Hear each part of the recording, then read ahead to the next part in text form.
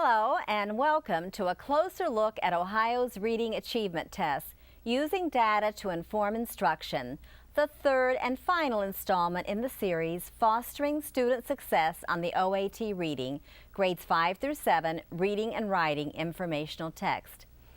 This series is designed to support grades 5 through 7 English Language Arts teachers and reading teachers who want to enhance their instruction and improve student performance in the classroom and on the OAT.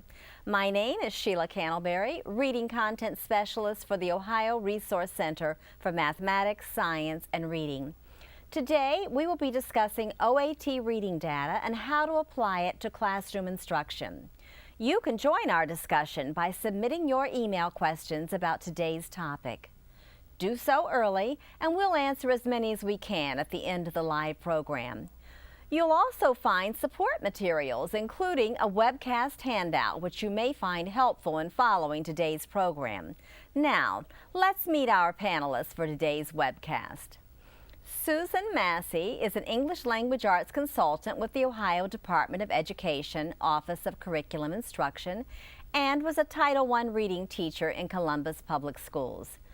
Dr. Betty Jo Machowski is a curriculum specialist with the Willoughby Eastlake Schools District and also serves on the Ohio Content Review Committee for the Ohio Reading Achievement Tests.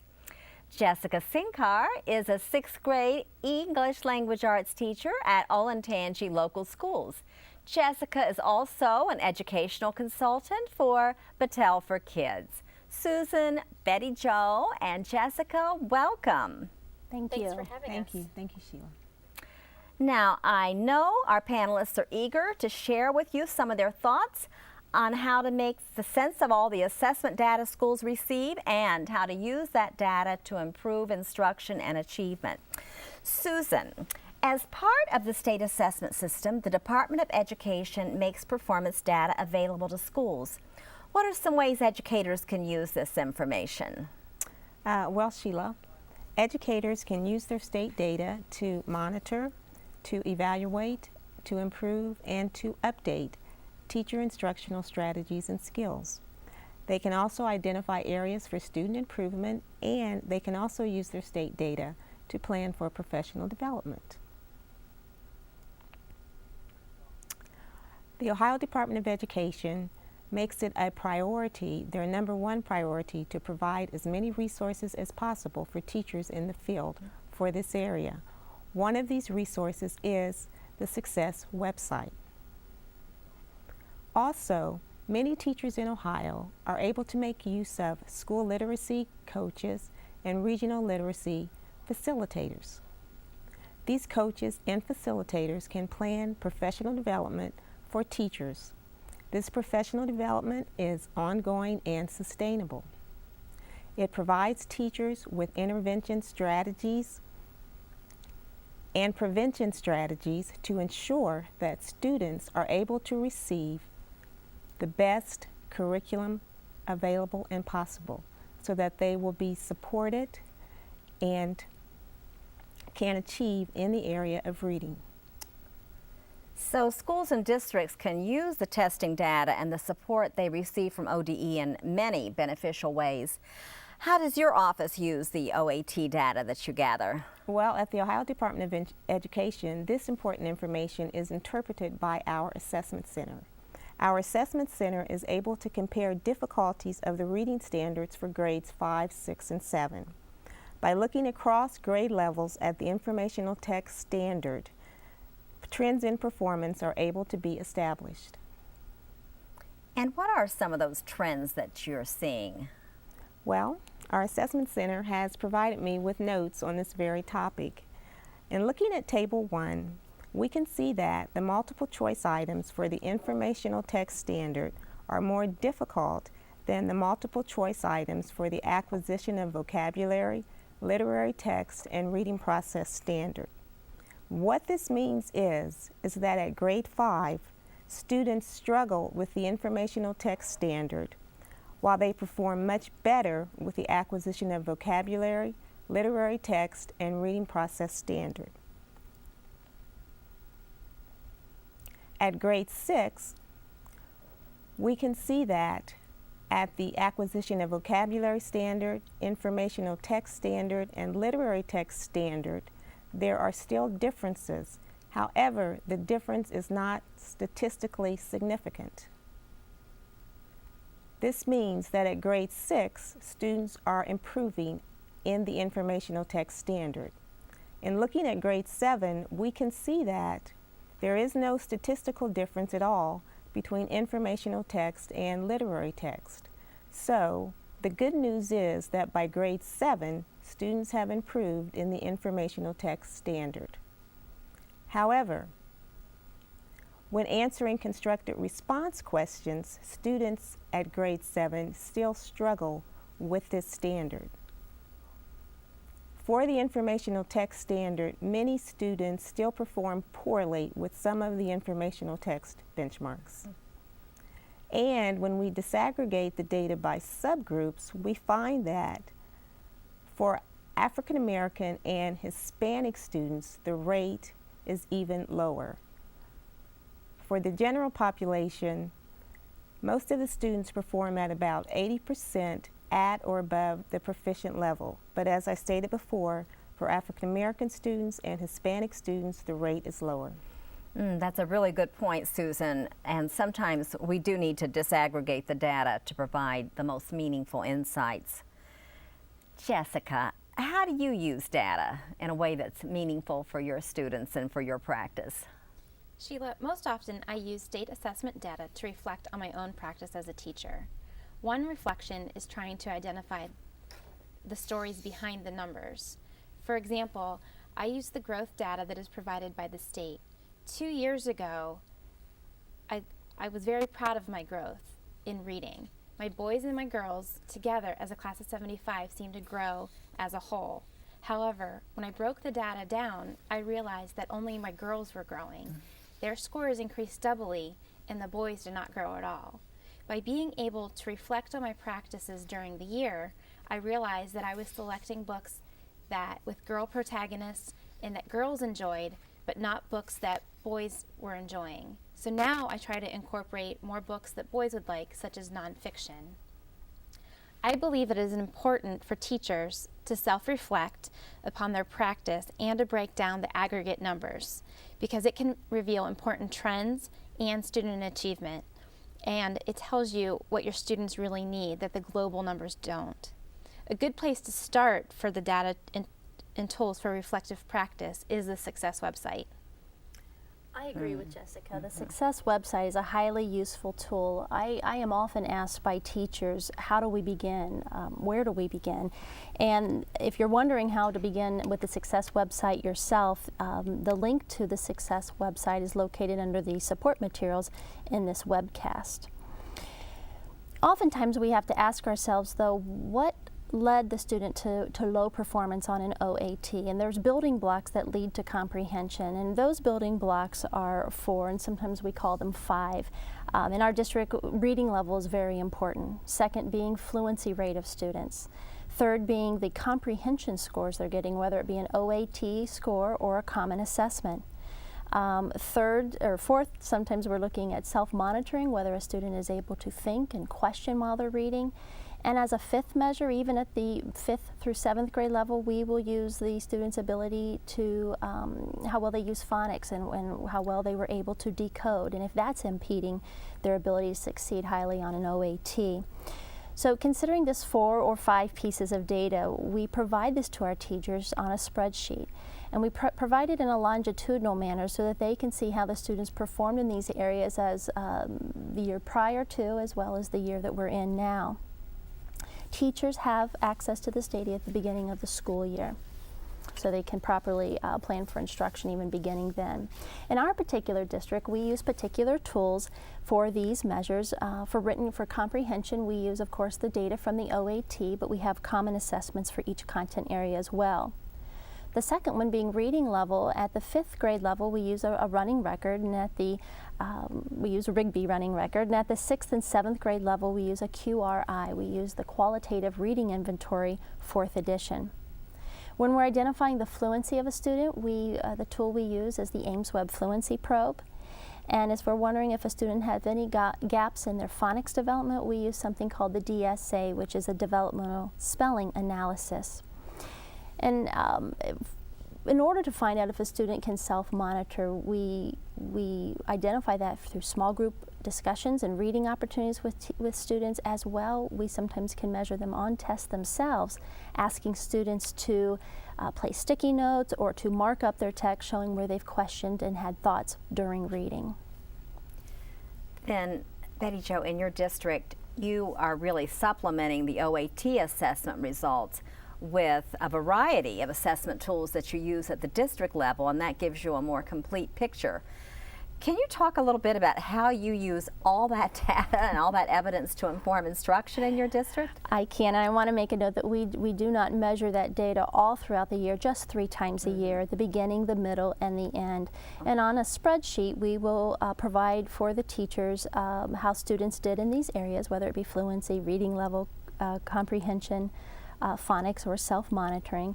And we're able to provide the spreadsheet so that teacher teams and collaborative work time together can circle student weaknesses as well as circle enrichment opportunities where students are far outperforming where we would expect them to score at particular times. Another report when we're zeroing in on comprehension is, we call it a mastery, non-mastery report. And in order to generate a report such as this one, where we can tell particular indicators that students have mastered in the room and which students have not, we have students answer their common assessments on bubble sheets. And students will bubble in all of their multiple choice items, leaving the constructed response items blank for teachers to go back and use a common rubric and bubble in those constructed response themselves.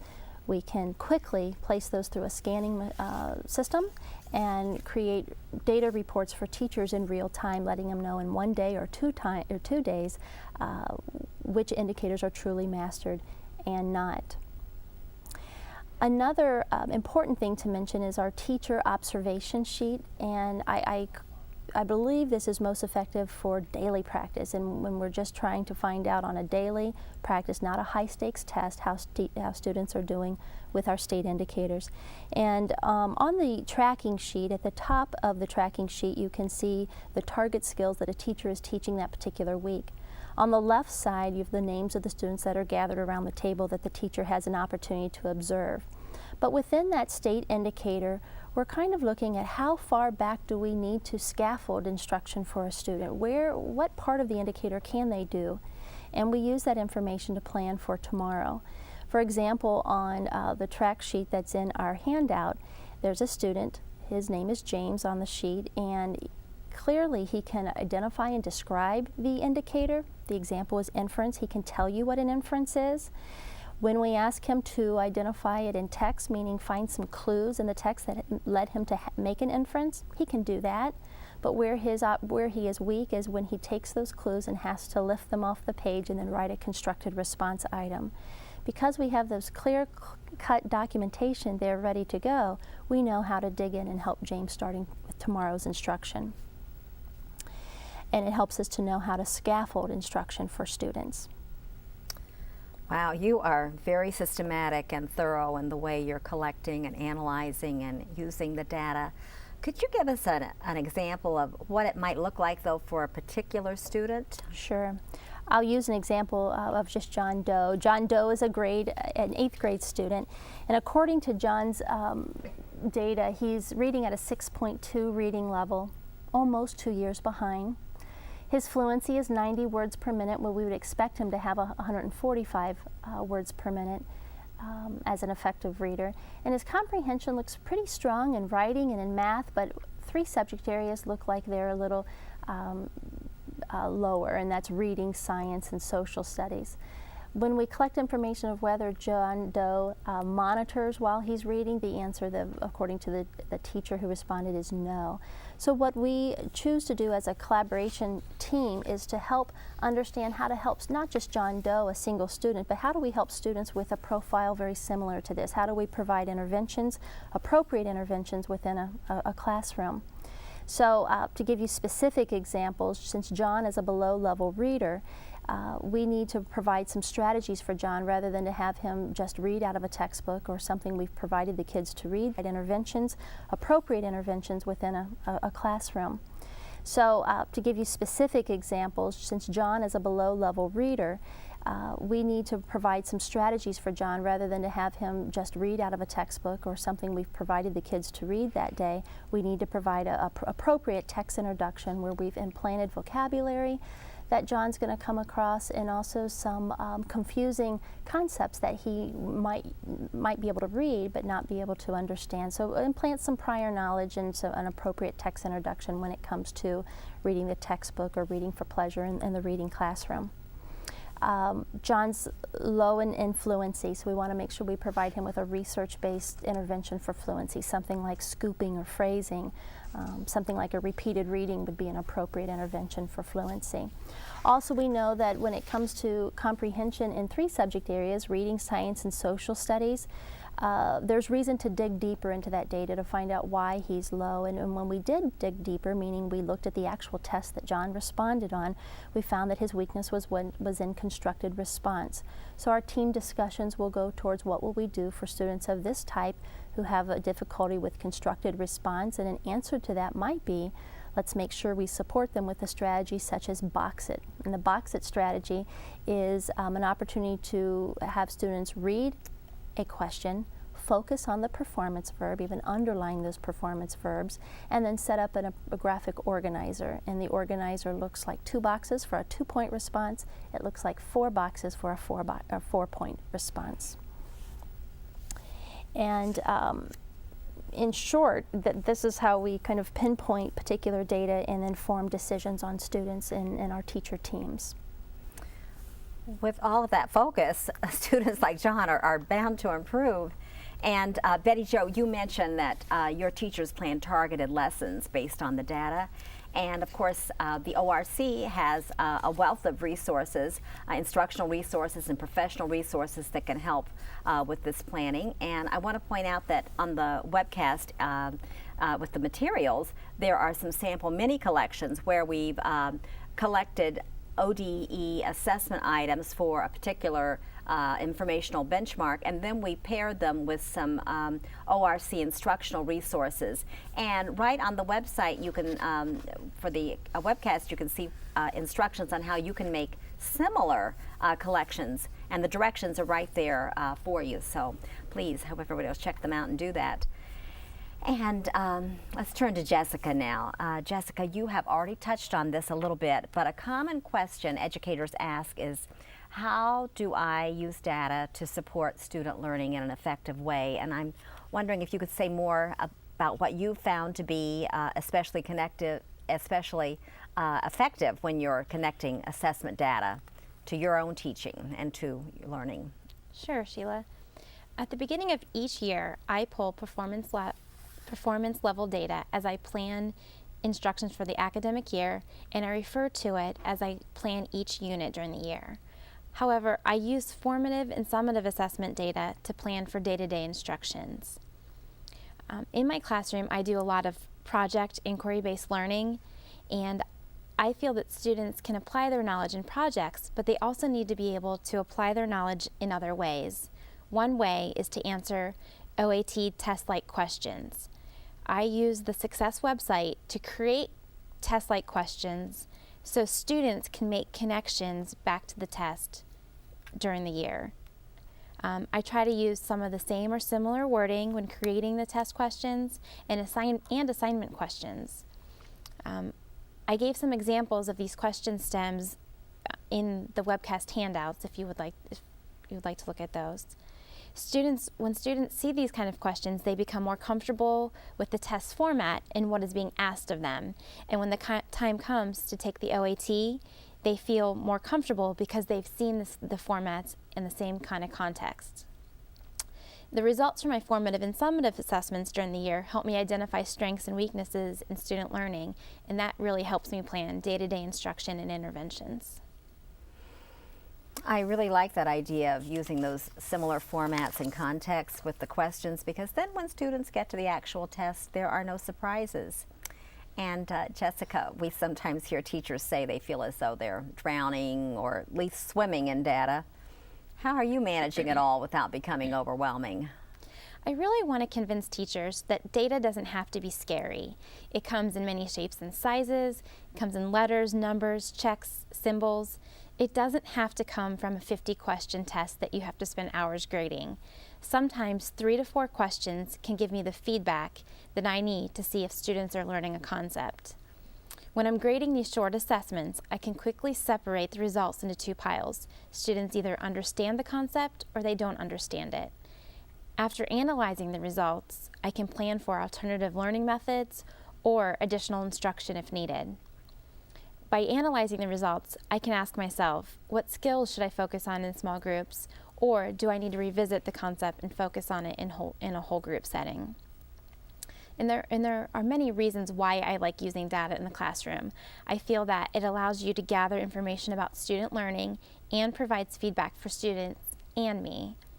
It increases student motivation because students know what they are able to do. Students go from passive to active learners because it allows them to communicate about their own learning. It promotes accountability.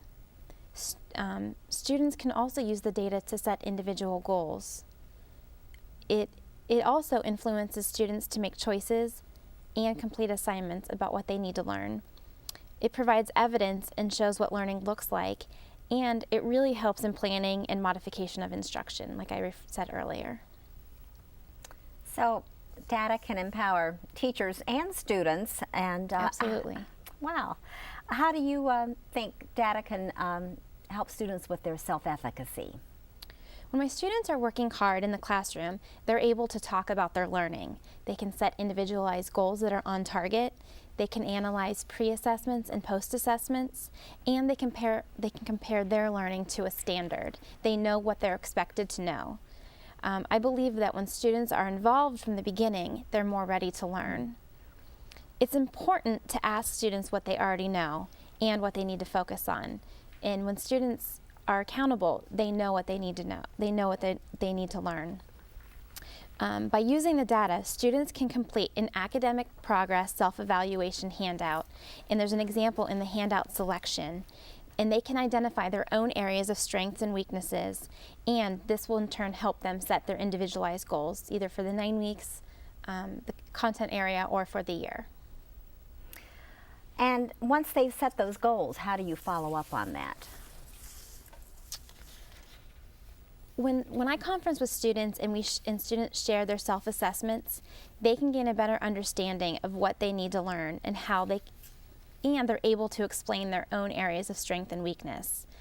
By being able to explain this, it helps the students gain insights about their own learning, and they can monitor how they're progressing throughout the year. I also talk with students a lot about their strengths and limitations. For example, one student might be struggling with text structures. So during the course of the year, I have him or her identify text structure in various passages, just as a quick check. Another student might be struggling with punctuation. So during the course of the year, I make sure that they focus on punctuation in their rubric.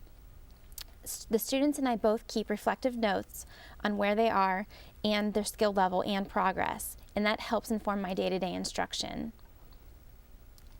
I do believe that as a teacher that you need to plan for success, with students being accountable for their own learning. It helps us and it helps them. When students keep track of their own performance, they have more opportunities to reflect upon what they've learned and to figure out whether they're on the right track with their learning. One strategy that I do use is using data notebooks. Students can keep track of all of the evidence throughout the year, and it shows how they progress. In the data notebook, I provided a table of contents in the supplemental resources that shows what the students keep track of in their data notebook. And it's really helpful for the kids to go back from the beginning of the year and see where they were during the first 9 weeks, where they are in the second 9 weeks. And as we reflect on it during the last 9 weeks, they can see in front of them how much they've progressed and how much they've learned and improved throughout the year. And Jessica, this information can also be used to communicate student performance results to staff, parents, and other stakeholders. A scenario that would include all of this might look like the following. A school staff, in conjunction with both their school literacy coach and their regional literacy consultant, could plan a parents' night. These coaches, who are provided by the state of Ohio and Title I, lend support to teachers in helping them to interpret data. The focus for the parent night would be student assessment data. Parents can not only view the assessment data that highlights their child's progress, but they could also learn two very important things. One, how to, quote, read the data, and two, how to comprehend the data. Also, parents could learn the implications that the data has for their child's success in school. A parent night that actually featured teachers who themselves are proficient at interpreting data and who are willing to discuss data with parents, as well as the research-based strategies and intervention methods that are being used with their students, would help to facilitate a wonderful conversation and dialogue that would help enrich the entire school community. Susan, I wanted to interject that's very possible for a district to do. Our district uses Title I funds to provide a family night similar to what you just mentioned. And our goal at that evening is to make sure that we understand our data clearly enough to provide interventions to our families so that they can help their students at home. And the Title I night that we offered most recently, the Family Education Night, provided take-home activities for parents in the area of fluency, for self-monitoring, as we mentioned before. It's going back to those 5 data points and finding out what is our data telling us about those 5 things, and what can we ask our parents to do at home to support us even further here at school. Okay, well, we have heard some very powerful strategies and ideas for using data, and thank you to each for sharing.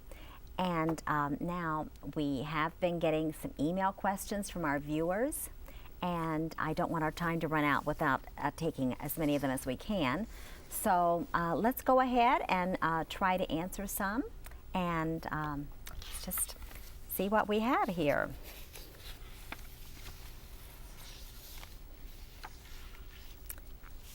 Well, the first question we'll pull out.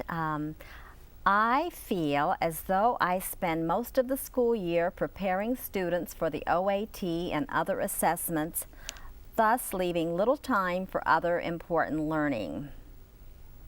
This one isn't exactly a question, but I think it does express a sentiment that is felt by a lot of teachers. So, Susan, can we throw that one to you? Yes, Sheila. The Ohio Department of Education does not want teachers to sacrifice good teaching for rote test preparation.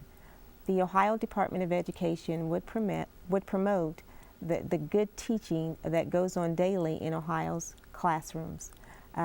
Teachers who are using reading skills and strategies to help ensure that their students are successful in the area of reading. Okay, anybody want to add to that? I would like to add to that, and to kind of add to what you said, Susan. I feel that good teaching, and when a student has really learned a concept, they can apply that concept to anything, whether it be a project or OAT test-like questions. But knowing vocabulary and knowing how to answer those types of questions with their background on the content can really help them. So you don't need to teach to the test as long as they know the concept. And if I could just add one Sure. more thing, is simply that if we were teaching in the rote manner that Susan had mentioned, it would be frightful for the fact that students then receive this information as just little small snippets of stuff that they know, and they don't understand it in the context of big ideas and how it applies to real life, and that's what we're here to do. And so that's what I fear, is if we get in the habit of test prep classrooms where rote memorization is happening, is that it's a bunch of stuff up here, but it's not the real application that we want for lifelong learning. Right. Okay. Thank you. Okay. Here's another one.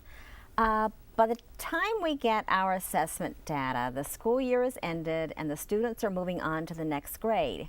How can we use data to help us teach a different set of students who may have very different instructional needs? I would like to answer that one. I use data more so, especially OAT data, to reflect upon my past practices. Earlier, I gave the example of my growth data. When I went back to look at specifically, I realized that boys weren't growing and girls were. So I changed my teaching practices for the next year.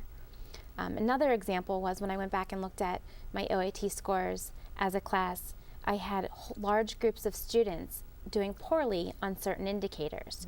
When I went back to the Success website, I realized that I never even touched upon those concepts in class. So the next year, I planned my instruction differently to make sure I added different types of lessons to incorporate those. So I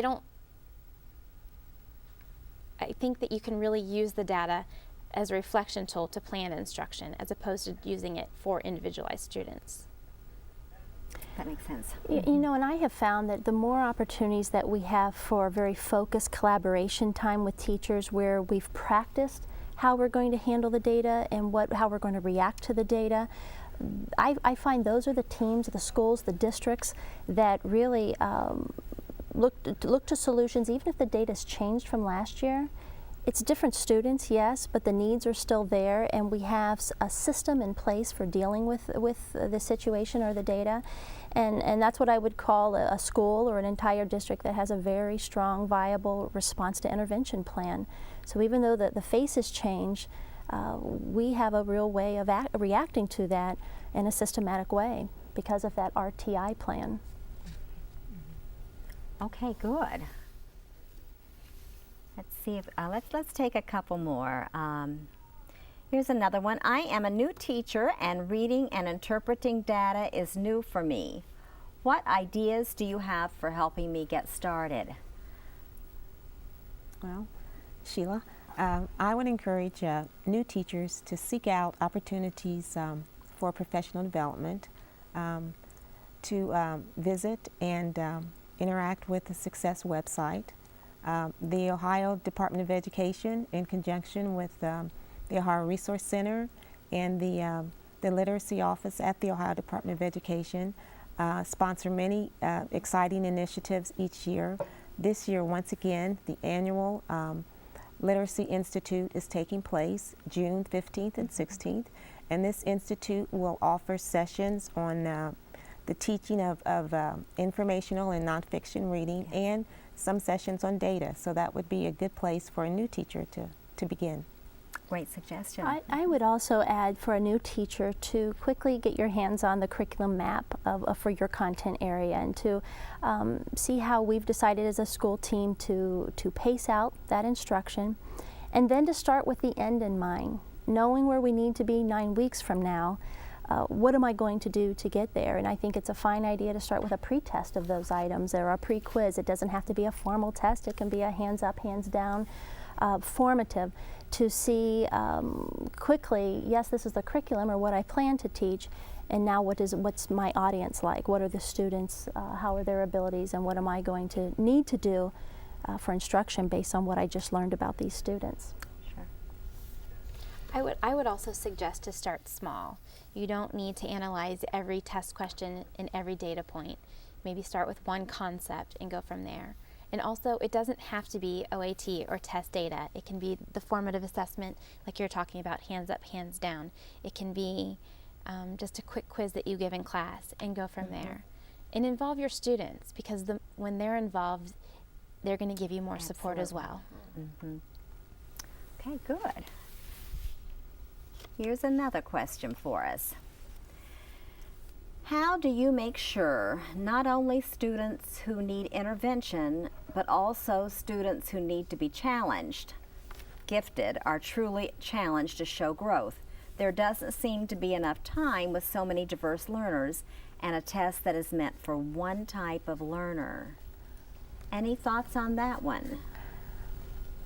I'll start. this question comes up quite a bit in our district because a number of years ago we were focusing on RTI, and it tended to be we were just talking about at-risk students. But this question is now where our teachers are talking now is we know what to do with at-risk. We feel like our RTI plan is sound and in place. But as far as enrichment, we've had to talk about use of time.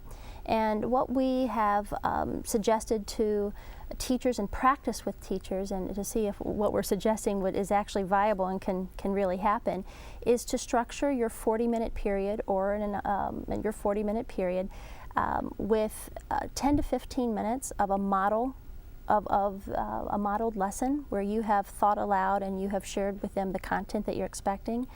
But then to use the remaining of the time, such as 25 minutes or so, where kids are supposed to be engaging in that content themselves, whereas the enrichment kids have opportunities to not only read, but to have higher level questioning.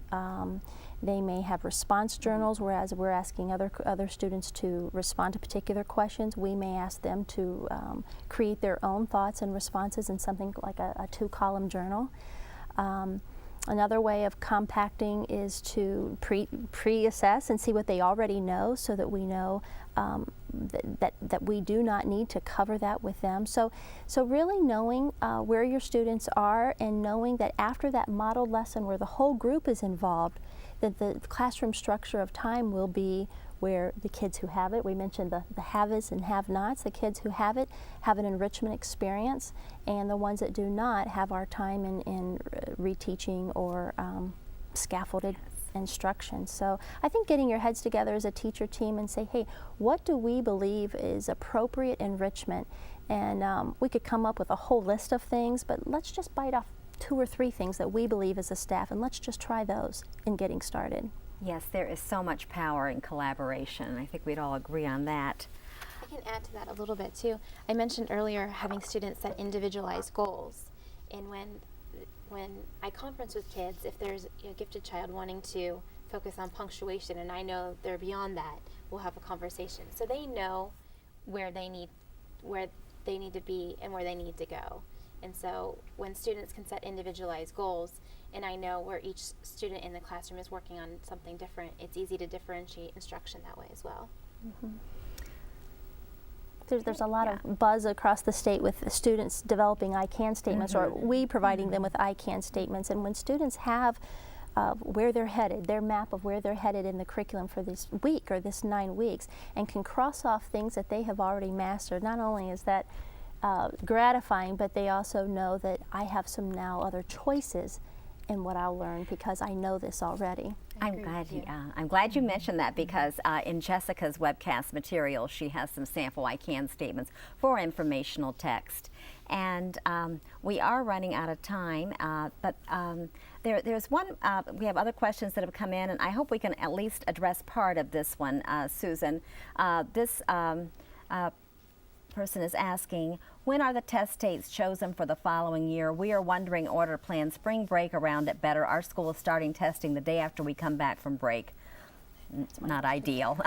Not ideal. So since that's such a timely topic, I wondered if you could respond to that. Well, I'm assuming that they're talking about the OAT test assessment, which is given during a window, but the district can choose the days in that time period where the assessment is given. So that person may want to check with their district test coordinator to find out about how and why those dates are chosen. Okay, good. All right. Well, thank you, and thank you to all who sent in questions. And now, before we end our webcast today, I would like to invite each of our panelists to share one final thought about using data either to inform instruction or perhaps for, to plan for professional learning. So let's start with Susan. Oh, thank you, Sheila. I would just like to reiterate the point that I made earlier that, you know, as classroom teachers, I know, I'm a firm believer, I'm a teacher supporter. I know that there's good teaching going on each and every day in Ohio's classrooms, with teachers teaching to reading strategies and reading skills and providing their students with interesting reading passages. Please do not give that up for this rote preparation quote for the test. Continue the good work that you're doing in your classrooms on a daily basis. Embed the strategies in what Yes. you're doing. Yes. I would have to add on to that as well, is that the classroom culture is so important, and when you exchange that for a test prep mode, it's just incredibly deflating to the students. And in talking with middle school students even just this week, they were very concerned that they may feel like they've been test prepping for months now, and I worry about that we would exchange any test prep for what we know is good, solid practice in classrooms, such as students knowing what the clear learning targets are, that they have opportunities to practice what they've learned and rehearse it and get some timely feedback, and then to know when they have an assessment back that they can improve it, or they can start developing data, as Jessica mentioned, of what I can do and this is where I'm headed, so that they really feel empowered that this is my classroom. I'm helping I'm a big part of the classroom, and then they're just not here to show up for class for test preparation. That's right. And I believe that state assessment data is valuable, especially when it's used as a reflection tool. However, informative data doesn't have to come from just state assessments. It can be from day-to-day instruction. And by using simple classroom data to plan and modify instruction, real learning begins to take place. Very good. Thank you. Thank you all so much. This has been a really engaging discussion, and thank you for participating in our program today and for sharing your expertise with other English language arts educators across the state. Thank you. having us, Sheila. Enjoyed the discussion. It's a pleasure. Good. Thank you. Good. Thank you. And in today's webcast, we've provided some ideas about how classroom teachers can take the state assessment information and use it in a way that is practical and pragmatic in their daily instruction. We've also considered ways to combine state assessment data with local tools and strategies to support teachers in monitoring the ongoing progress of their students. And we sincerely hope you'll continue this conversation with your colleagues. To get you started, there are some post-viewing suggestions included in the webcast handout. Please take advantage of all the supporting materials found on Fostering Student Success on the OAT Reading homepage at www.ohio.org/for/ELA/webcast/OAT. And if you would like to learn more about these topics, please contact ORC at web@ohioorc.org. We would be happy to work collaboratively with you to plan building or district-wide professional development programs. For the Ohio Resource Center, I'm Sheila Cannelberry, wishing you success with all of your reading instructional strategies.